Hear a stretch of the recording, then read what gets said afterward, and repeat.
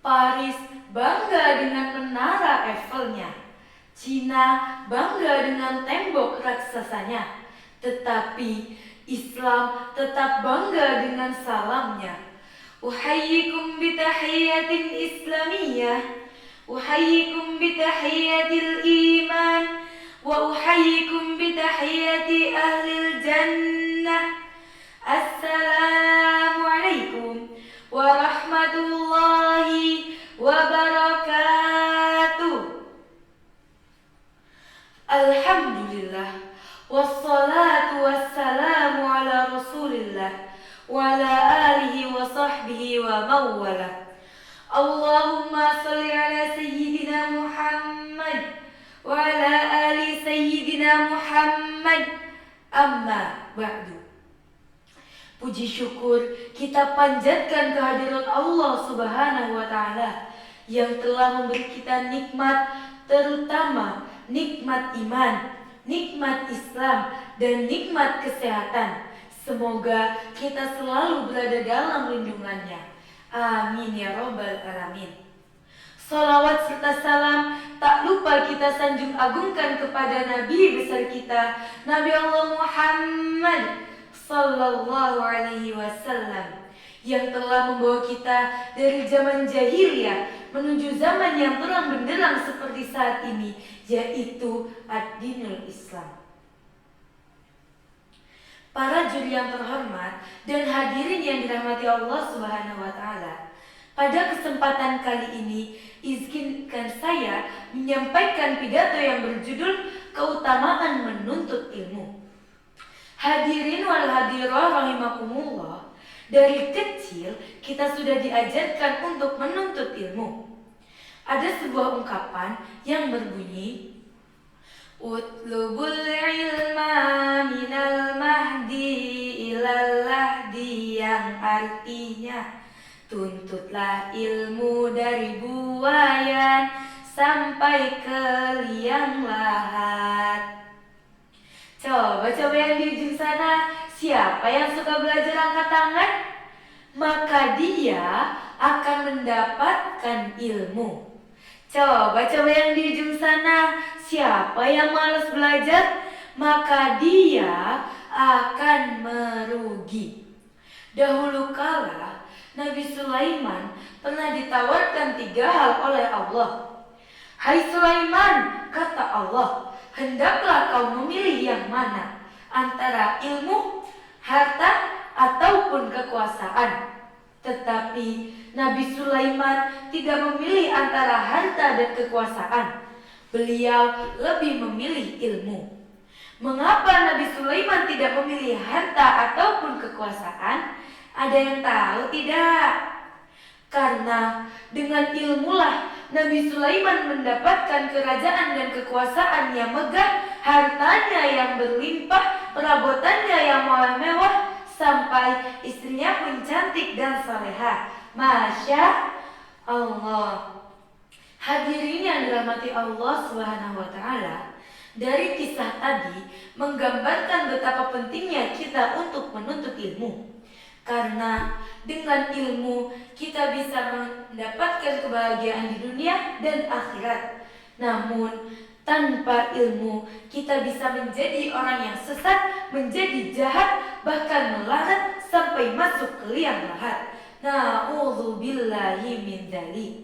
Pantas Rasulullah Sallallahu Alaihi Wasallam pernah bersabda, Man aradda dunya fa'alihi bi'ilmi, wa man aradda al-akhirata fa'alihi bi'ilmi, wa man araddahuma fa'alihi bi'ilmi. Yang artinya, barang siapa yang menginginkan kebahagiaan di dunia, maka hendaklah ia memiliki ilmu. Barang siapa yang menginginkan kebahagiaan di akhirat, maka hendaklah ia memiliki ilmu. Dan barang siapa yang menginginkan kebahagiaan di dunia dan akhirat, maka hendaklah ia memiliki ilmu. Luar biasa kan hadirin? Nah, sekarang saya mau bertanya kepada semuanya, siapa yang ingin sukses, kaya raya, dan masuk surganya Allah Subhanahu wa Ta'ala? Pasti semuanya kepingin kan? Maka dari itu, mari kita semangat dalam menuntut ilmu, entah itu di rumah sekolah. Karena Allah Subhanahu wa Ta'ala akan meninggikan derajat orang-orang yang berilmu, sebagaimana firman Allah dalam Quran surat Al-Mujadalah ayat 11 yang berbunyi, A'udzu billahi minasy syaithanir rajim. Bismillahirrahmanirrahim. Ya ayyuhalladzina amanu idza qila lakum tafassahu fil majalisi fafsahu yafsahillahu lakum wa idza qila shuzu fanshuzu yarfa'illahu alladzina amanu minkum walladzina utul ilma darajat wallahu bima ta'maluna khabir.